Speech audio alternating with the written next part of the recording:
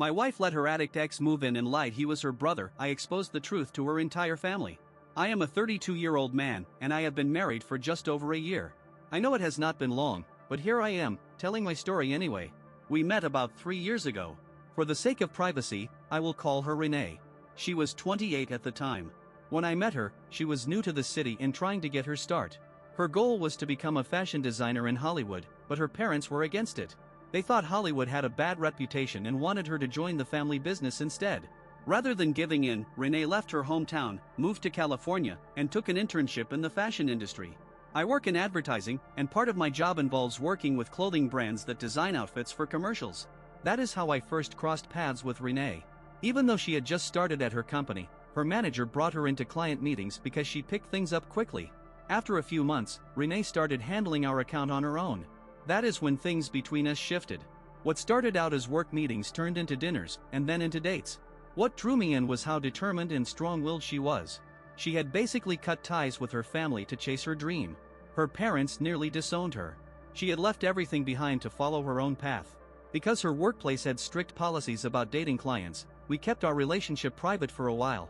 6 months into her internship, she landed a better full-time job at a new company. Once she switched jobs, we decided to stop hiding our relationship. We moved in together and officially became a couple. Renee did not have many friends in the city, aside from a few old co-workers, so she mostly spent time with my friends. She blended in quickly. She had charm, wit, and made people laugh easily. Everyone liked having her around. Honestly, she was so fun to be with that I never once doubted her. After 2 years of dating, I asked her to marry me. She said yes right away but admitted she was nervous about telling her parents. Her family is very traditional and Christian, and I am not religious at all. That was already a point of tension between them, and they were still not thrilled about her job either. To ease her nerves, I introduced her to my parents first. They thought she was great. I told her I would do what I could to get her parents on board, but she said she would take care of it herself. My parents wanted both families to have dinner together before the wedding, but Renee thought it would be better if her parents just showed up on the big day. I left the decision to her, figuring she knew how to handle her own folks. My mother thought it was odd, but I reassured her that everything would work out. When we were getting things ready for the wedding, I asked if she wanted to stick with her family's traditions. She told me we could plan the wedding however we wanted. Just like she said, her parents arrived on the wedding day. I had braced myself for some awkward conversations, but they were actually nice. Based on what Renee had told me, I expected them to be cold and judgmental, but they were kind and respectful to everyone. Even my mom was surprised in a good way. I told Renee she had done a great job convincing her parents, but she brushed it off and said we could talk about it later. After the wedding, I asked if she wanted to visit her parents. She had never gone back to her hometown since moving for her career. She said she had too much going on at work and would make the trip once things settled down. 5 months ago, I had to fly to Tokyo for work. It was supposed to be a 4-day trip, but I extended it to a week so I could do some sightseeing. Renee knew about it well in advance. But right before I left, she told me she was feeling lonely about staying home by herself and that she was thinking of visiting her parents. The timing felt strange to me. I had always wanted to go with her to her hometown, but I was already booked for my work trip and could not do anything about it. During those 5 days, we barely communicated. I was busy with work and taking in the city. I figured she was reconnecting with her family. Once we were both back, I said I wanted to visit her family sometime soon. The only ones I had met were her parents, and that had only been for a short time. She told me we could plan something another time. A few weeks later, she brought up something out of the blue. She said she needed to talk to me about her brother. That caught me off guard. She had barely mentioned him before. Back when we were dating, she told me she had a brother, but that they were not close. I asked about him at our wedding, and she said he could not attend because he was busy handling their family business. Now she told me that her brother was gay and that their conservative family had tried to fix him by sending him to therapy. She said people in her hometown still thought being gay was some kind of illness, and her parents did not take it well. After years of trying to change him, they finally cut him off completely. That is why they had pushed Renee so hard to take over the business. According to her, he did not handle the rejection well and got into drugs. His addiction got bad enough that he had to go to rehab. That was the real reason he was not at the wedding. I felt let down that she had not told me all of this earlier. She started crying and said she was afraid I would judge her based on her family history. She said that while she was visiting her hometown recently, she found out that her brother was out of rehab. Since he had no family support, he was living on his own. Renee said she was worried he might fall back into bad habits from being isolated. She asked if it would be alright for him to move in with us temporarily until he could find work and get on his feet. I agreed, since we had a spare room that we mostly used for boxes and junk. A couple of weeks later, he showed up. His name was Marco. He was a year younger than Renee, and she was very protective of him. He seemed shy and kept to himself. I figured his past had left him pretty shaken. He barely spoke to me, and most of the time, he stayed in his room or left the apartment when I got home. Now it has been over 2 months since Marco moved in. Renee has been calling everyone she knows to help him find work. I have seen him go to interviews now and then, but nothing has worked out so far. I do not want to come off as cruel, but having him here is starting to get under my skin. Renee is not acting like my wife anymore. She is more like a big sister playing caretaker. Everything in her life seems to revolve around Marco now. At first, I figured she was just trying to help him get back on track. But something about the way things have changed is bothering me. Marco's behavior also raises red flags. He seems secretive. Either he is still using, or he is hiding something even worse. Last week, I asked Renee if we could visit her hometown together. She said this month was too busy. Then she added that I should not mention to her parents that Marco was living with us. I asked her why. She said her parents had disowned him, and they would be upset if they found out I was helping him. That did not make much sense to me. She said her parents were finally okay with her career path, and she did not want to ruin that by bringing up Marco. That whole thing is why I am even writing this out now. The situation just feels off. Lately, I have noticed the two of them whispering whenever I walk in. They quickly change the subject when they see me. I have overheard them lower their voices when I walk through the kitchen or the living room. Something is going on. I tried asking Renee about it, and she said they were just talking about Marco's therapy and recovery, and that he was embarrassed to discuss it in front of me. I brought it up with a coworker, and he told me I might just be overreacting because Renee's attention is no longer solely on me. Now I am unsure whether I am being paranoid or if something is seriously wrong. I figured I would share the story here and get a fresh perspective. Let me know if you think I missed anything important. I will be around reading the comments. Update 1. Thanks to everyone who responded to my last post. Some of you shared your own experiences, especially stories about men whose wives pretended their secret lovers were long-lost brothers. I thought that kind of thing only happened in movies, but reading those stories shook me. It made me realize I could not just sit back and assume things would sort themselves out. I needed answers. So I decided to start looking into things myself. The first thing I did was check Marco's identification. I have no idea why I did not think of that sooner. A few days after I posted, I came home unexpectedly and walked into the living room. Renee and Marco were sitting there. I casually asked Marco if he had any updates from his job interviews. I never usually ask them personal stuff like that, so they both looked caught off guard. Marco hesitated, then said he had been talking to some recruiters, but nothing had worked out yet. I told them my friend was looking for a supervisor at his office and needed someone dependable. I said I was thinking of recommending Marco. Now, if Marco was really job hunting, you would expect him to light up at that kind of offer, but instead, they both looked stunned. Before they could recover, I asked Marco to send me his resume right away. Renee jumped in and said she would send it later, but I told her I needed it now. Her hesitation only made me more suspicious. Eventually, after some back and forth, Marco sent over the document. I opened it right there in front of both of them and looked at the name. Sure enough, his first name was Marco, but his last name was not the same as Renee's maiden name. I calmly asked about the difference. Before Marco could respond, Renee jumped in and said he had changed his surname after being disowned by their parents. I already expected that excuse. Up to this point, I had only thought something was off. But now I seriously doubted they were even related at all. About a week later, I came up with a plan. I told Renee I had to take a short business trip to a place not far from her hometown. I said if she was free, she could come along and we could visit her parents. I gave her almost no notice, hoping she would scramble to decline, and she did. She said she was too busy. But she kept pressing me, asking if I planned to stop by her parents' house. I told her no, I would rather wait until we could visit them together. Truth is, there was no work trip.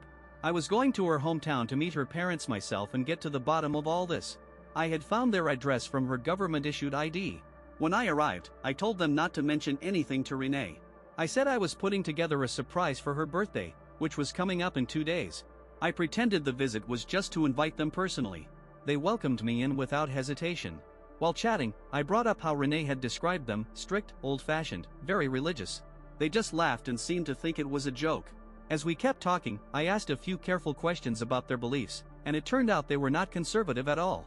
They were nothing like what Renee had painted them to be. I shifted the conversation to their business. I tried not to sound too obvious. Her father mentioned he planned to retire next year and wanted to relax more. I used the moment to ask who would take over the business. He said his son was already managing things and was the natural successor. I noticed her mother look uncomfortable, so I tried to change the topic, but her father kept going. He explained that he had always wanted to divide the business equally between both of his children. That was why he had pushed Renee to join. He said, "Ryan is my son from my first marriage. Renee and my wife are always worried that he will not share the business fairly. But now that you are family, I want you to know I plan to treat them both equally." He also mentioned that he was not thrilled with Renee's decision to work in fashion, but at that point, I was not really listening anymore. As soon as he mentioned the name Ryan, I knew Marco could not be her brother. Everything suddenly added up. I was overwhelmed. I interrupted him and said we could talk more when they came over for Renee's birthday. I never met Ryan in person, but I saw his photos in the hallway on my way out. He looked nothing like Marco. Before I left, I again reminded them not to say anything to Renee about my visit. I told them the party was meant to be a surprise, and they seemed happy to go along with it. Driving back, I felt sick to my stomach. I could not believe I had let this go on for so long. Renee had brought another man into our home, someone she had dated before, and told me he was her brother. I met her parents on Saturday, and her birthday was the following Thursday. I was so disturbed by what I had found out that I did not even go back home. I could not stand to look her in the face knowing what she had done. On Sunday, Renee called me and asked when I would be back. I told her the work trip had been extended and that I would return Thursday morning. That was a lie. I checked into a hotel and stayed there the entire time. I was sure she and Marco were enjoying their little vacation together in my absence, but honestly, I did not care anymore. I just wanted to blow this wide open and confront her in front of her parents. I had already spoken to a lawyer. I even had a consultation the same day I started writing this update. I will write again after I expose the truth and finally put an end to this disaster of a marriage. Update 2. The divorce is final now. I know it took me a while to write another update, but I wanted to wait until everything was done so I could tell the full story. A lot of people commented on the last part saying I had missed all the signs. Looking back, sure, it seems obvious. But when you are in the middle of it, when things happen little by little, it does not hit you the same way. Individually, none of the things Marco or Renee did looked suspicious enough to raise alarm. It was only when I put it all together that it made sense, and by then, it was too late. Now people call me naive for not catching it sooner. Fine. Maybe I was. Anyway, I had invited Renee's parents to come over for her birthday, which fell on a Thursday. I got home the same day they were supposed to arrive. Renee was already there. Just seeing her was enough to make my stomach turn. I could not even bring myself to say happy birthday. She thought I had forgotten, and in an attempt to play it off sweetly, she gave me a hug and asked me to say it. I faked it and told her happy birthday. She wanted me to take her out to celebrate. I said I was tired and needed a shower first. When I came out of the bathroom, she was already dressed up, ready to go. I ignored it and got into bed. She kept trying to act playful, telling me to get ready. I told her I had a bad headache and just needed a short nap. She was not happy about that, but I told her it would be worth it. I was not tired at all. My mind was racing. The confrontation I had planned was coming soon, and I was not exactly looking forward to it. An hour later, I got a call from her father. They were almost there. I jumped out of bed and headed outside. On the way, I passed by Renee and Marco in the kitchen. They were cooking together and talking. Renee asked me where I was rushing off to, and I said I was just going to pick up a delivery. I waited outside for a few minutes until her parents pulled up. I greeted them and walked them into the house. That was the moment everything changed. When Renee saw them, her face turned white. Marco stood frozen. Her parents looked just as stunned. They instantly recognized Marco, which told me they already knew who he was. Renee looked at me like she was begging for an explanation. I looked right back and said, "So Ryan did not come? That would have made things simpler, right?" Her father turned to her with a disgusted expression and asked what Marco was doing at our place. Renee started crying. I looked at her and said, "Isn't he supposed to be your son?" Marco stood up and looked like he wanted to walk out, but I put a hand on his shoulder and told him to sit down. Her mother demanded answers.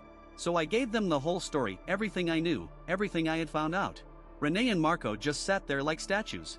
Her parents were disgusted. Her dad turned to me and asked how I knew all of this. I told him I found out during my surprise visit to their home. He nodded and filled in the rest. According to him, Marco was Renee's ex-boyfriend from college. He had always been involved with drugs and had lived off Renee's money for years. Her parents eventually stopped giving Renee financial support to keep her from spending it on him. They had wanted her to work for the family business so they could monitor her expenses. But she rejected that and moved to California instead. That is when I came into the picture. Her parents said they were genuinely happy when they heard she was marrying me because they thought she had finally moved on from Marco. Clearly, she had not. I asked Renee if she had reconnected with Marco during the trip she took to her hometown while I was in Tokyo. She looked me right in the eye and said yes. She admitted that she hid her family from me on purpose because she was afraid I would find out about her past. She said that, yes, she had moved on until she found out Marco had gotten out of rehab. Once she saw him again, she fell back into her old feelings. Marco had convinced her that he had changed, and he wanted her to leave me. She did not want to risk everything at once, so they came up with this plan. They would wait until Marco had a job, and then she would divorce me. She admitted that she and her stepbrother Ryan were not close, which made it easier to lie and claim Marco was her brother. Marco finally spoke up. He said he never wanted to move into our home and that it was all Renee's idea. Her father was furious. He grabbed Marco by the collar and dragged him out of the house.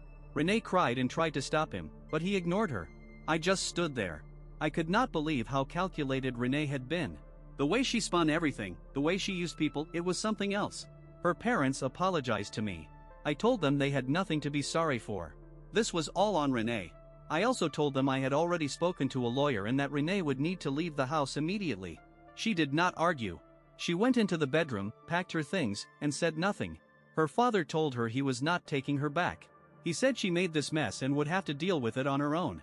He added that the man she chose, Marco, had cost her everything good she had. They walked out. A few minutes later, Renee followed. She did not look at me or say anything. She just stared at the floor and left. Part of me still does not know how to feel. I do not know if I should feel satisfied that I exposed her or if I should feel sorry for how far she fell. About a month ago, my lawyer called her to confirm where the divorce papers should be sent. She said she would come pick them up. My lawyer told me she showed up an hour later, read through the terms in silence, signed the documents, and left. Last week, we stood before the court to make it official. She came alone. She looked worn out and said nothing through the whole process. When asked if she agreed to the terms, she said yes. There was not much to fight over. We did not own any property together. The apartment was rented. Since she had a job, no one asked me for financial support.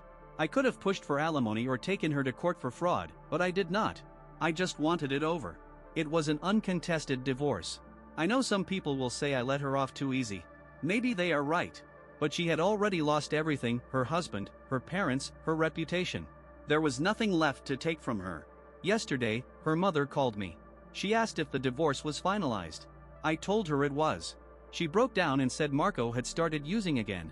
She was afraid he would pull Renee even deeper into that mess and eventually ruin her life entirely. She also told me Renee's father had cut her out of the will because he believed she would blow all his savings on Marco. I told her I was sorry to hear that and wished her the best. Then I ended the call. It still baffles me how someone so smart could throw everything away for a man like that. If a woman like Renee could fall for someone like Marco all over again, I do not know what hope there is for anyone else.